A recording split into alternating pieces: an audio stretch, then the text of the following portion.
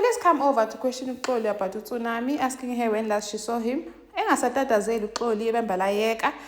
Now Sabelo realizes that his wallet is missing. So he starts to wonder what Igupi. They look for it in the house and they can't find it. It ties on to them wondering, the way and Tatazela Nina, did you guys kill uTsunami? They decide to go back to the scene to find the wallet. Only to find that uTsunami is nowhere to be found. So it means uTsunami appeal. Hi, welcome to my channel. Here's an update on Amalanga of Fun. So the police came over, but Tolu's task phoned Sabelo no Oli to come over. They started questioning them. Sabelo thought that they were questioning both of them, but they were like, nope, sizobuza uXolile shabalala imbuza but uThembi Zikhali, famously known as uTsunami. When last did you see him? Uxolo bambalayeka like you've seen her etatazela engazi ukuthi yenzeni. You can see her shaking. But when last did you see her? Kuzokusiza ukuthi uphendule honestly. Hi abambelayeka uXolo athi I did call him, it was about work, blah blah blah. Ayisazwakala indaba yakhona athi was sick, I wanted to tell him ngiyagula. Abameke ke amaphoyisa ahambe. And then now uSabelo thinks ukuthi we off the hook. Ayikho into abayaziyo. They have nothing against Tina. Bayazibuzela nje. And then he realizes ukuthi i-wallet yami angiyitholi because he tried to pay Vibes and couldn't find it. Couldn't get his wallet. Then he tries to look for it in his room. Manje uXoli noSabelo, they are sleeping together. Pusta yazini isithembu zikaSabelo no baby mama bakhe. And then they go downstairs to look for i-wallet kaSabelo. They can't find it. Now uXoli is panicking because Sabelo is saying ukuthi they need to go back to the scene. Aqhamuke ke uSithabile ukuthi hawu nenzani nina, what is going on? It's like something is fishy la. Amaphoyisa ezanibuka, did you guys kill uTsunami yini? But you are papa wena, you ucabanga izinto ezingekho. Can you just go back to bed? You poop. Because bambona also ties on to them. She realized the minute they came back on that Thursday ukuthi something is off now. Now uXoli is worrying ukuthi what if uSithabi spawn? What if she can see through us? What if spawn ukuthi we are lying?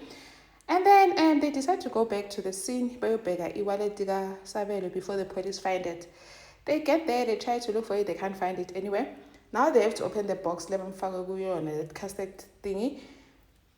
Now they're scared to open.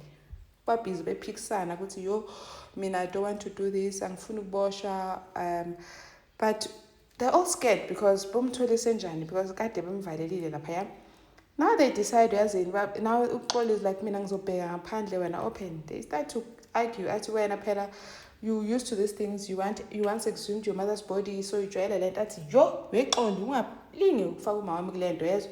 They decide ukuthi uSabelo uzovula phezulu uXoli ngenzansi, and then they help each other and they open the casket only to find that the casket is empty. uTsunami is nowhere to be found, meaning ukuthi uTsunami yaphila. He left. Now they don't know where he is. Now they're panicking ukuthi uphi uTsunami because they thought he was dead. And then the boys, those guys, Vibes, laba dlise those girls idakamizwa. The girls are still passed out. They called the police on them, uThembi. They came and arrested them. uThembi then is getting a positive response online. uThembi is the kind of woman that we need. She's just not concerned about fame, phela. And then others weighed in with some negative comments, say uThembi nje ufunela attention. The police came back, but the guys said they were working with someone else, obviously, Vibes, and they asked to look for the CCTV footage. Now the bartender who helped them put later Mizwa in the drinks is now panicking. Now Anele tells Nandi ukuthi hey wena, do you know who's the person you've been talking to is not Mpande but Usipho.